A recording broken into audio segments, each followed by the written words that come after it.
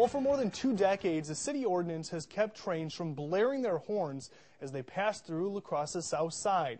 Now, in order to meet federal regulations, the city is looking at having to spend millions to upgrade a number of railroad intersections. For more, we're joined now live in our studio by News 8's Pauline Lee. Pauline?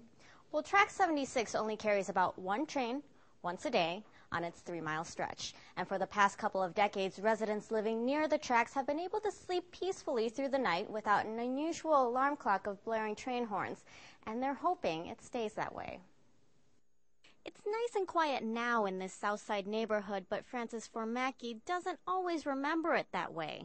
I would say that there was very few people that slept through it, to be honest with you. Track 76 runs on a 3-mile stretch on La Crosse's south side, crossing more than a dozen intersections between Ward and South Avenues. Only one train passes on this stretch once a night, and for a while everyone knew when it was coming. You heard the first blast, and every intersection that they came to all the way down to the brewery, they hit their horns loud and without almost pause. That's because federal regulations passed in 2005 required trains to blow their horns traveling through intersections. The other option is to upgrade the intersections to have gates and lights or be closed off to meet safety standards. Since La Crosse owns Track 76, making those improvements would cost the city more than $3 million. $3 million's a big ticket item for 13 crossings, and could it go to better use in other city infrastructure? Certainly.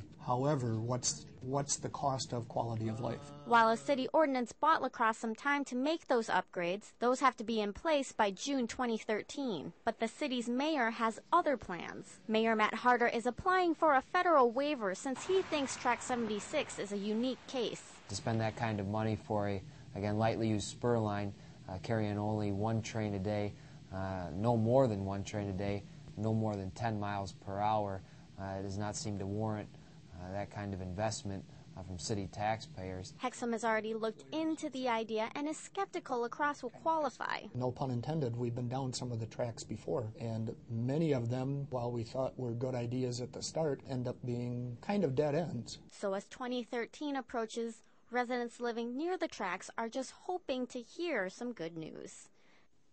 And the city has already budgeted for the upgrades, which is why it's moving forward with the repairs. Officials have already closed 4 intersections and are petitioning to close 1 more.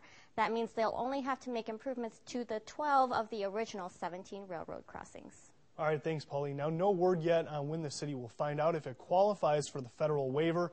As of right now, Chicago is the only city that has qualified for a special exemption.